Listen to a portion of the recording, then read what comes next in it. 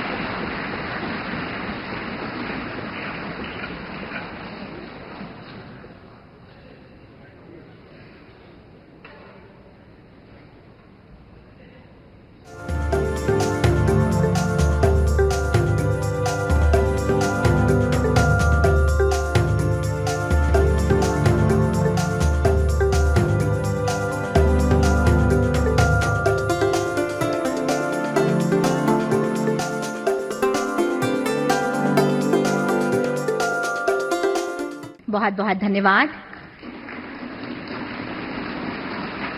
अब मेरा आपसे पुनः अनुरोध कि हमारे संविधान की ऐतिहासिक यात्रा और उसकी गौरवशाली विरासत को चिरस्थायी करने के लिए आज एक विशेष डाक टिकट का विमोचन करने की कृपा करें।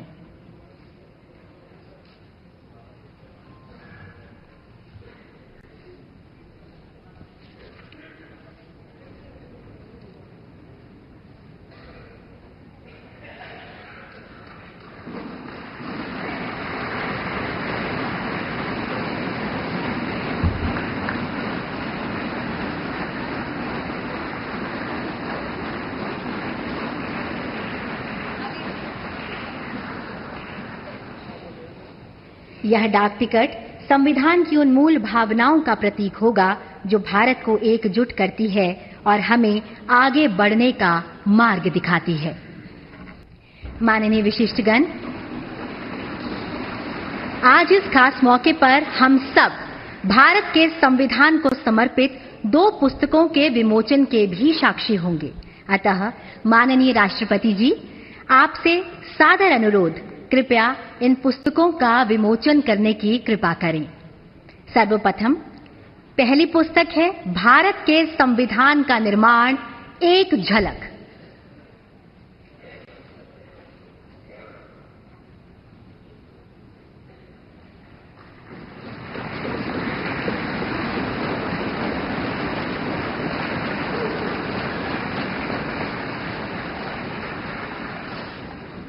इसी के साथ दूसरी पुस्तक है भारत के संविधान का निर्माण और इसकी गौरवशाली यात्रा। मेरा सादर अनुरोध, इस पुस्तक का भी विमोचन करने की कृपा करें।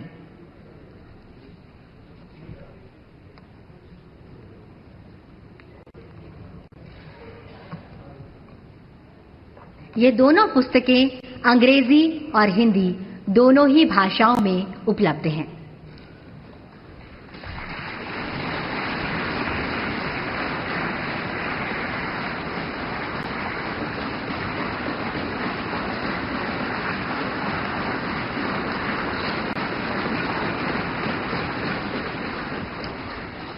सादर धन्यवाद।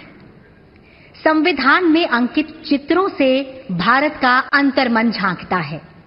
अतीत की हमारी गहरी जड़ें, समृद्ध विरासत, ज्ञान का व्यापक विस्तार और सभ्यता का सुंदर स्वरूप इन चित्रों के माध्यम से सामने आता है। संस्कृति, परंपरा की वे गहरी कड़ी आज भी अक्षुण्ण है, उतनी ही जीवंत है, उतनी ही प्रेरणादायी भी।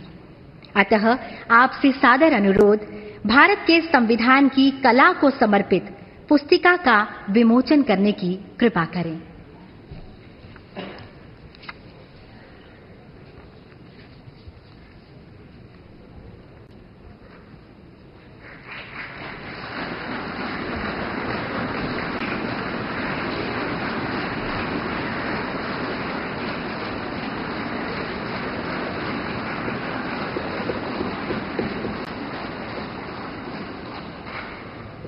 बहुत बहुत धन्यवाद। भाषा नाम जननी संस्कृत भाषा, अर्थात संस्कृत भाषा सभी भाषाओं की जननी है, हमारी सांस्कृतिक और बौद्धिक धरोहर का प्रतीक भी है। इस गौरवपूर्ण क्षण पर माननीय राष्ट्रपति जी, आपसे सादर अनुरोध है कि संस्कृत में भारत के संविधान का विमोचन कर इस ऐतिहासिक क्षण को इतिहास में स्वर्ण अक्षरों से सदा के लिए अंकित करने की कृपा करें। संविधान के अंगीकार होने की 75वीं वर्षगांठ पर अब संस्कृत में भी उपलब्ध भारत का संविधान।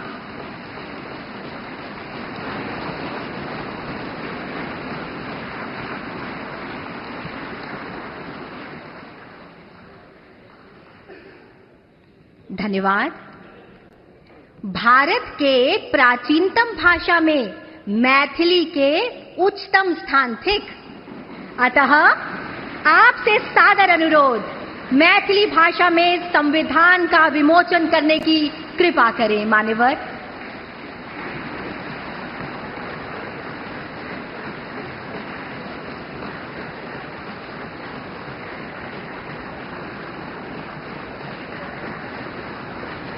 भारत की सभी भाषाओं का सम्मान और मैथिली में संविधान का विमोचन, निश्चित रूप से ये पल गौरवशाली है हम सभी के लिए।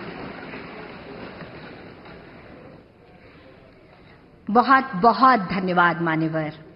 भारत के माननीय उपराष्ट्रपति श्री जगदीप धनखड़ जी, प्रधानमंत्री श्री नरेंद्र मोदी जी, लोकसभा अध्यक्ष श्री ओम बिरला जी, राज्यसभा के उपसभापति श्री हरिवंश जी, राज्यसभा में सदन के नेता श्री जगत प्रसाद नाडा जी, राज्यसभा में विपक्ष नेता श्री मल्लिकार्जुन खड़गे जी, संसदीय कार्य मंत्री श्री किरेन रिजिजू जी, लोकसभा में विपक्ष नेता श्री राहुल गांधी जी, माननीय सांसदगण और प्यारे देशवासी, संविधान दिवस के पावन अवसर पर आप सभी के बीच आकर मुझे हार्दिक प्रसन्नता हो रही।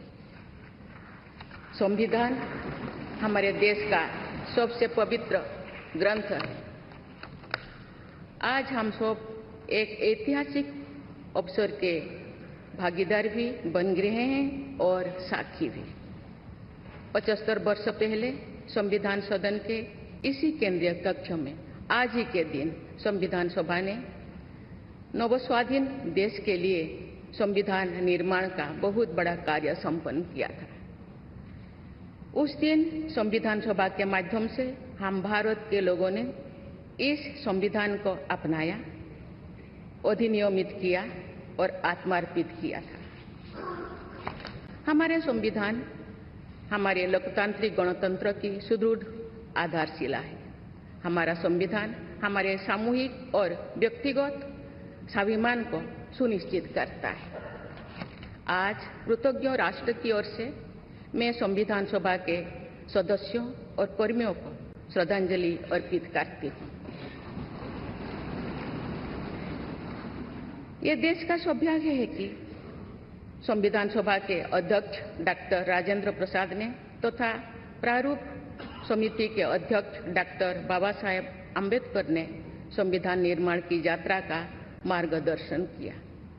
बाबा साहेब आम्बेडकर ने प्रगतिशील और समावेशी सोच की छाप हमारे संविधान पर अंकित किया है।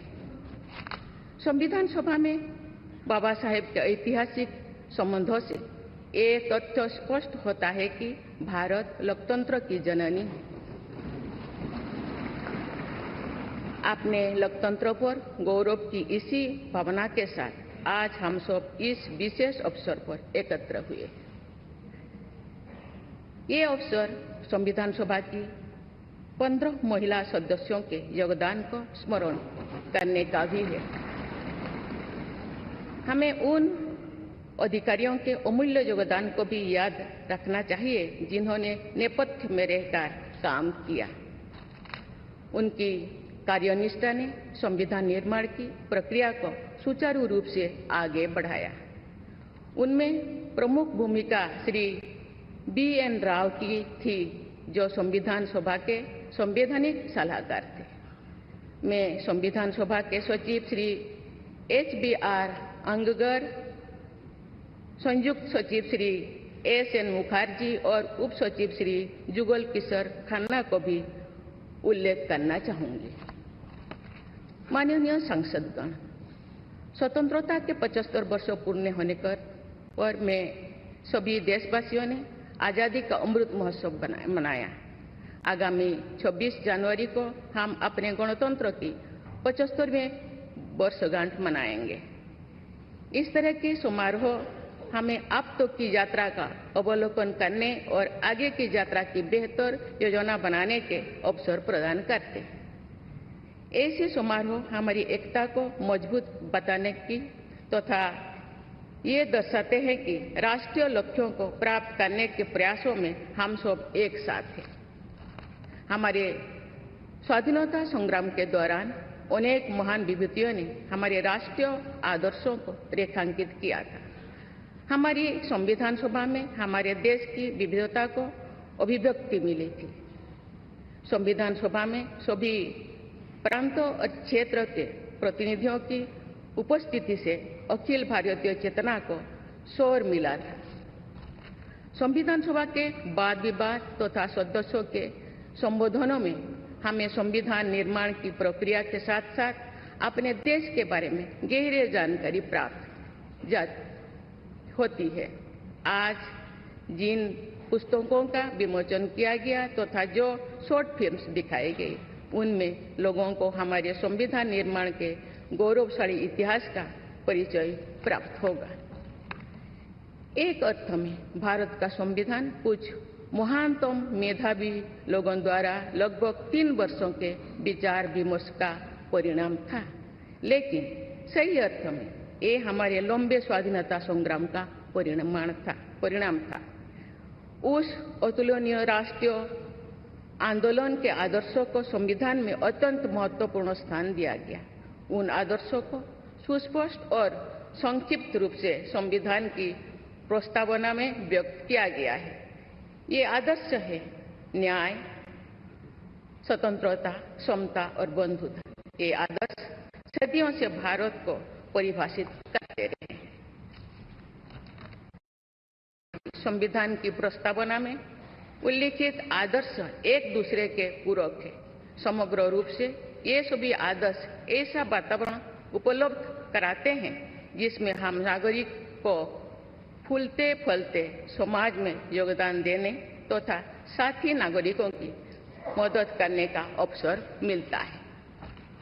माननीय संसदगण, संविधान की भावना के अनुसार कार्यपालिका, विधायिका और न्यायपालिका का यह दायित्व है कि वे सामान्य लोगों के जीवन को सुगम बनाने के लिए मिलजुल कर काम करें।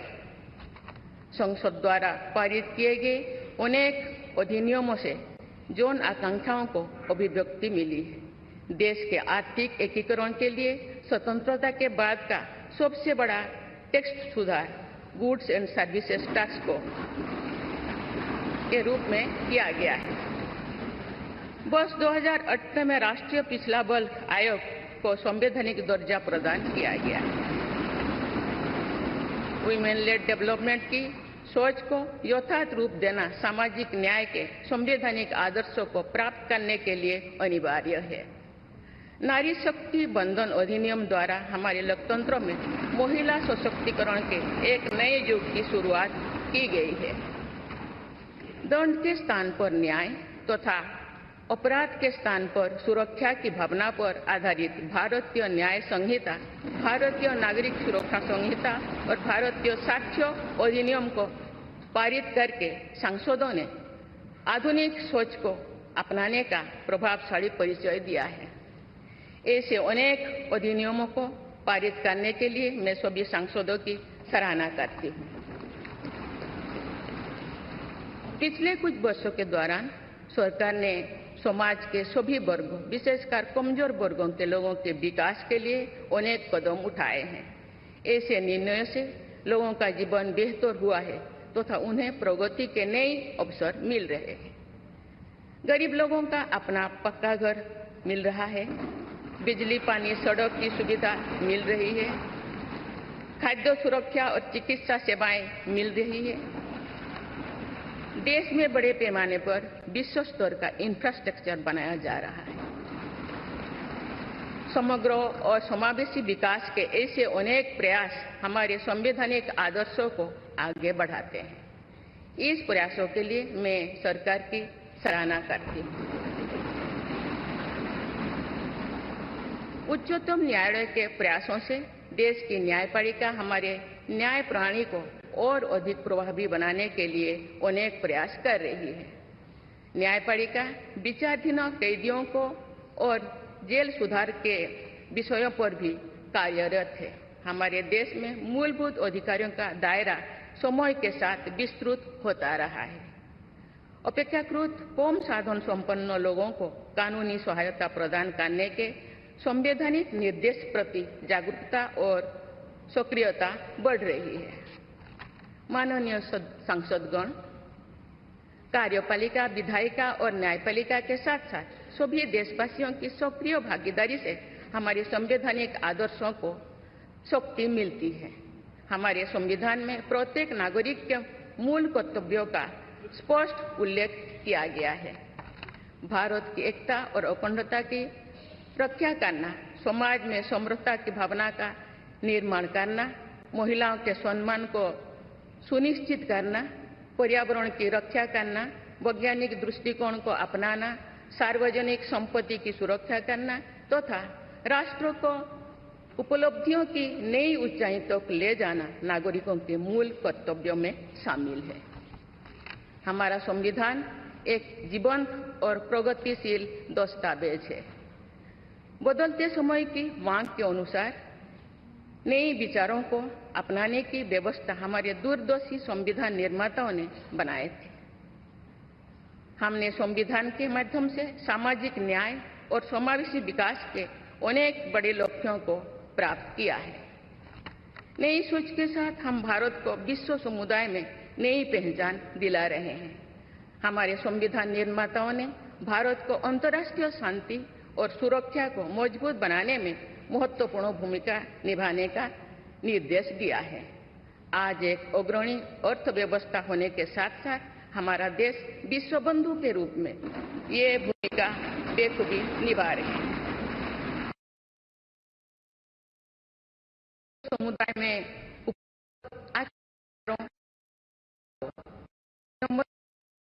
आत्मसात करने के लिए भी तत्पर रहते हैं। देश की जरूरतों के मुताबिक उत्कृष्ट विचारों और पद्धतियों को अपनाने की इसी भावना का उदाहरण हमारे संविधान निर्माता दूरदर्शी सदस्यों ने हमें एक प्रेरणादायक संविधान दिया जो अन्य देशों के लिए भी एक आदर्श साबित हुआ है। संविधान सभा के अध्यक्ष और मेरे प्रतिष्ठित पूर्ववर्तियों में सर्वप्रथम डॉक्टर राजेंद्र प्रसाद ने वर्ष 1949 में आज ही के दिन अपने भाषण में एक विचार व्यक्त किया था कि संविधान को जीवंत बनाए रखना उन लोगों पर निर्भर करता है जो उसका संचालन करते हैं। उन्होंने ये भी कहा था कि कई चीजें जो संविधान में नहीं लिखी जा सकती, उनका संचालन परंपराओं के आधार पर किया जाता है। उन्होंने ये अपेक्षा व्यक्त की थी कि हमारा देश आवश्यक सामर्थ्य अर्जित करेगा और समुचित परंपराएं विकसित की जाएगी। मैं पूरी विश्वास के साथ कह सकती हूँ कि लगभग 3/4 सदी के संवैधानिक यात्रा के दौरान हमारे देश ने उन क्षमताओं को अर्जित करने और आर्थिक परंपराओं को विकसित करने में उल्लेखनीय सफलता प्राप्त की है। हमने जो अनुभव प्राप्त किए हैं, आने वाली पीढ़ियों को उनसे अवगत कराया चाहिए। वर्ष 2015 में सरकार द्वारा 26 नवंबर को संविधान दिवस के रूप में मनाने का निर्णय लिया गया है। तब से प्रत्येक वर्ष मनाए जा रहे संविधान दिवस के समारोह से हमारे युवाओं में देश के बुनियादी दस्तावेज यानी संविधान के विषय में जागरूकता बढ़ाने में मदद मिली है। संविधान के प्रति युवाओं में उत्साह को देखकर हम सब देश के भविष्य के प्रति आश्वस्त हो सकते हैं। मैं सभी देशवासियों से अनुरोध करती हूं कि वे हमारे संवैधानिक आदर्शों को अपने आचरण में डालें, मूल कर्तव्यों का पालन करें तथा वर्ष 2047 तक विकसित भारत के निर्माण के राष्ट्रीय लक्ष्य के प्रति समर्पण के साथ आगे बढ़ें। मैं संविधान दिवस के अवसर पर सभी देशवासियों को बधाई देती हूं। आप सभी को मेरा शुभकामनाएं। धन्यवाद। जय हिंद, जय भारत।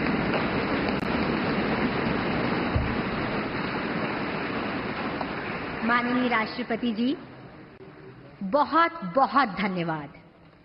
अब हम आपसे विनम्र अनुरोध करते हैं कि आज के इस विशेष अवसर पर आप पूरे राष्ट्र के साथ उद्देशिका का वाचन करने की कृपा करें। आप सभी से भी सादर अनुरोध।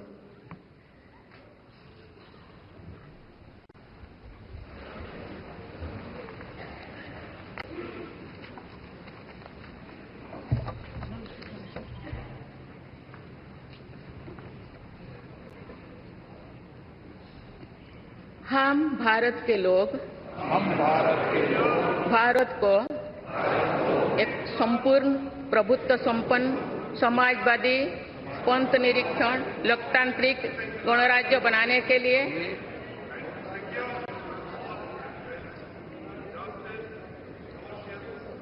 तथा उसके समस्त नागरिकों को सामाजिक, आर्थिक और राजनैतिक न्याय, विचार, अभिव्यक्ति, विश्वास, धर्म और उपासना की स्वतंत्रता,